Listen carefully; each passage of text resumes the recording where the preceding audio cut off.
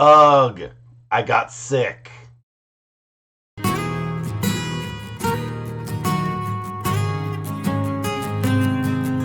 But I'm on the mend, contrary to what my voice says. Hi, and welcome to Quilt Meets World, where we have adventures in piecing and joy. I'm Russ. Come on into my sewing room. So, yeah, I got sick. I have been feeling better for a number of days now, but it is going to take a little bit of time for me to get my voice back. It happens every time I get sick, which is why I really hate getting sick. I'm fairly certain I caught it while walking through the masses at the event that our CEO had last weekend or last week in the office. You know, him and his crowd sizes. I really do want to smack the person who, brought this into the office from their kids, whoever it is. Anyway, let's talk about the fun stuff. Both of kids have been fairly okay with me not running around as much due to me being sick.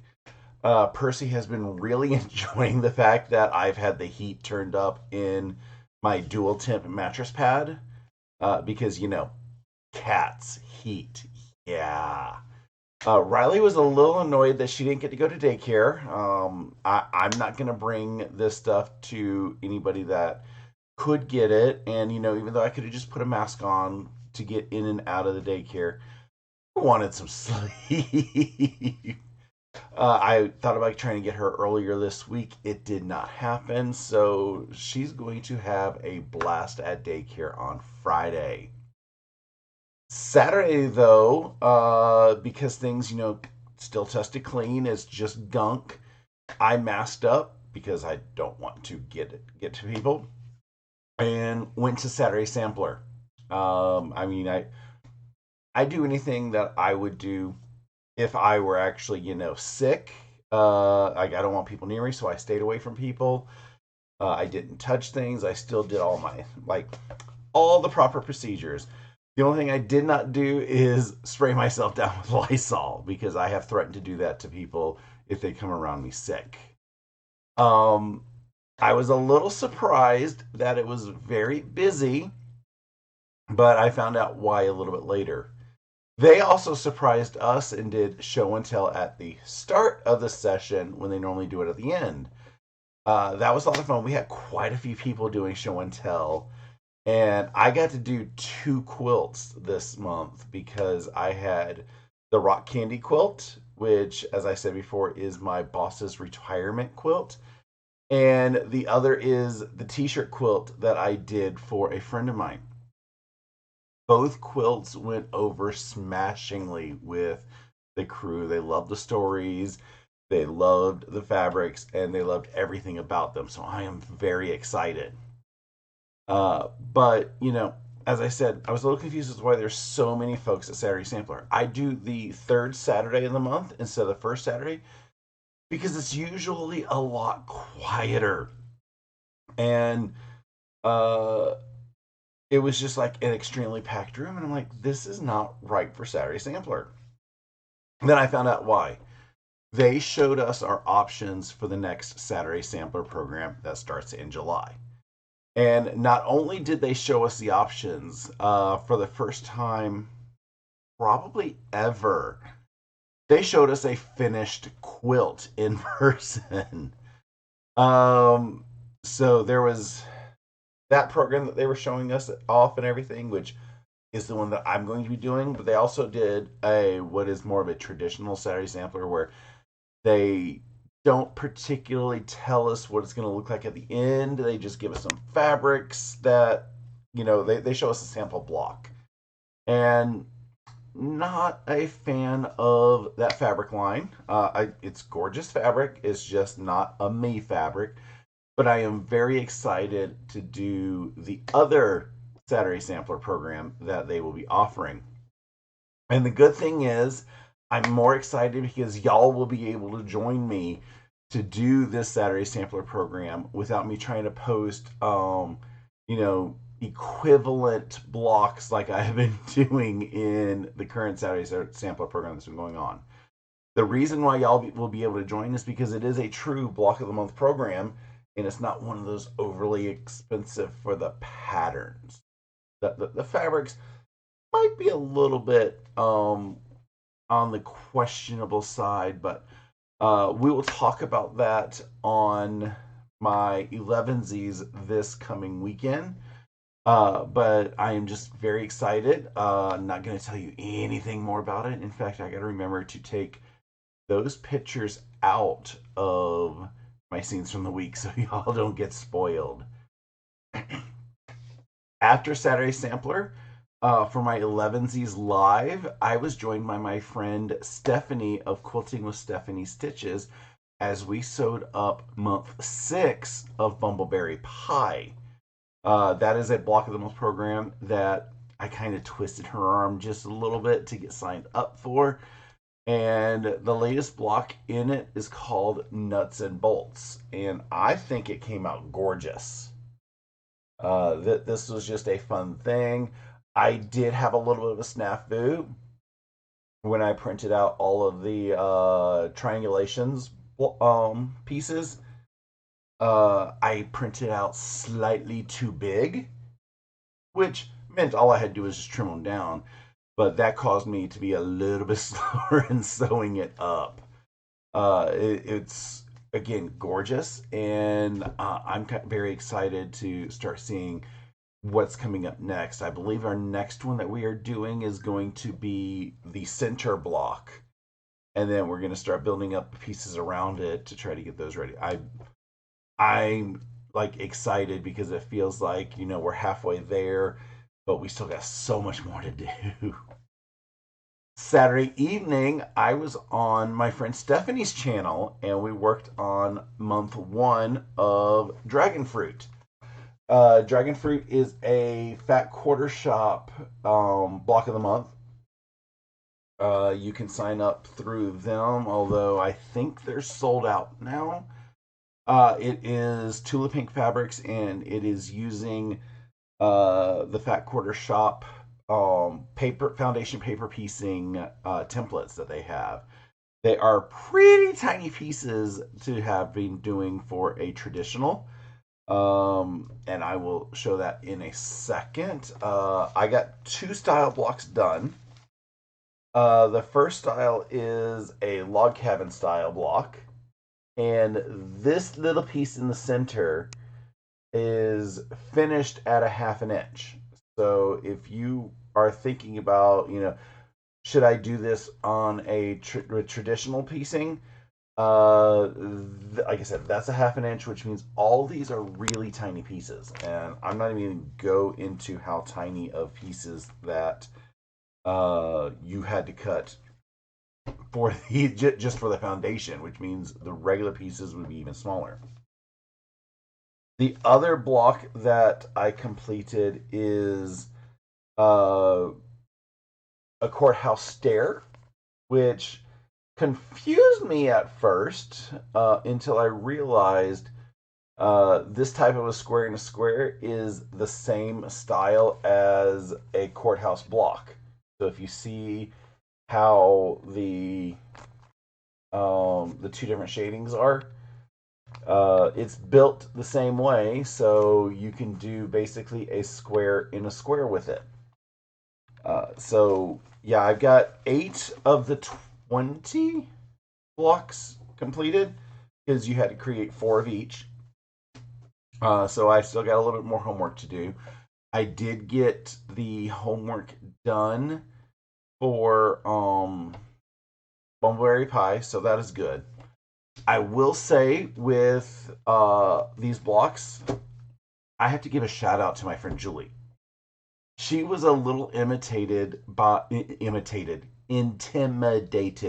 Long words, hard. She was a little intimidated by the foundation paper piecing technique. She hadn't done it before, but she's like, I'll try it. You guys say it isn't difficult. And when you're doing foundation paper piecing of what should be a traditional block, you can build the traditional block idea onto a foundation paper piecing idea make it easier to learn. And she did learn, and she started zooming through it. So I am so proud of you, Julie. I can't wait to see how you get through the rest of these blocks, and then next month's blocks when we start to get a little bit more advanced. But yeah, just don't let the whole idea of foundation paper piecing scare you. Just because you haven't tried it, you might actually enjoy it. And as Julie will attest, it's not as scary as long as you learn a technique that fits in your brain. And that's the harder part, is finding the technique that fits with your brain. Sunday, I ended up hosting another edition of Sewing Shenanigans on Zoom. Sewing Shenanigans is just a group of us sewing together on Zoom. It's not recorded, it's not broadcast anywhere.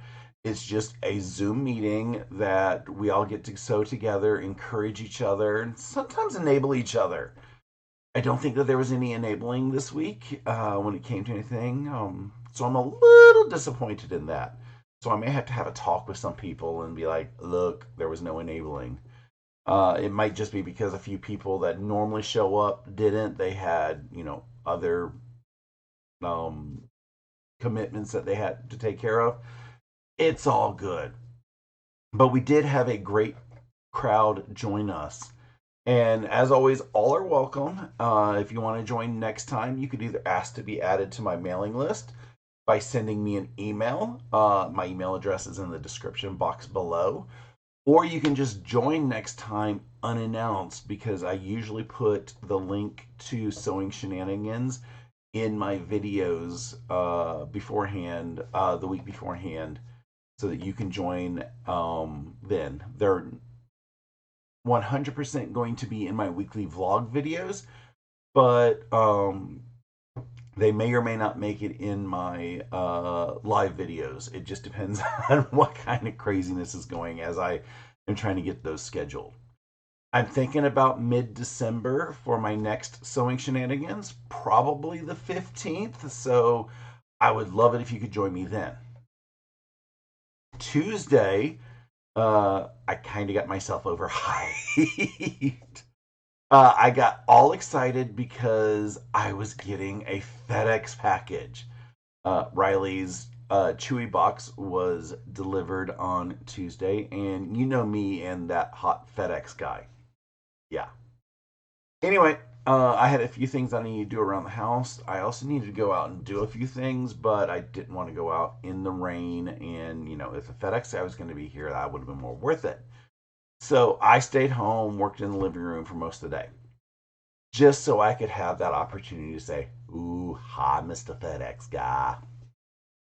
Finally, I saw the FedEx truck drive up, and I'm like, ooh, now's the time. So I kind of got Riley off to the side because, she would have just been like all over him, like I want. No. But I knew that I had to get her box in, so the easiest way is to make sure that she was not out and didn't try to jump out of the front door. Unfortunately, it wasn't the normal hot guy. It was a different hot guy. He handed off Riley's giant Chewy box to me and ended up leaving on his way. I did, get to drool for all of like 2 seconds, but, it wasn't what I was expecting to drool at. So, c'est la vie. And the best part about, this whole video thing is today is the day. Hopefully by the time this video is published, I will have a new couch. I have been waiting quite a while for this, and I got the email notification that it should be delivered between 9 a.m. and noon today. So as long as they can find my house, I will be enjoying my new couch this evening.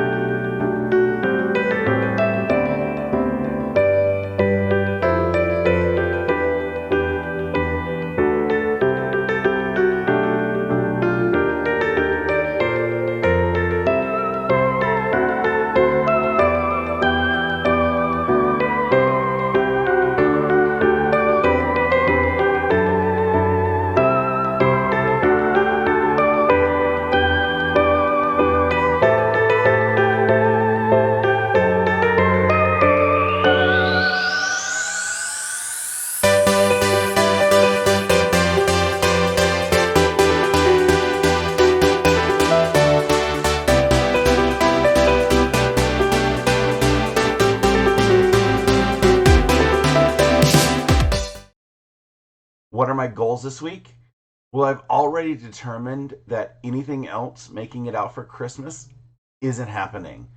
So I need to finish the things that need to be done before the end of the year now. I do have that list, and there's a couple things on the list, and hopefully I will be able to get those done.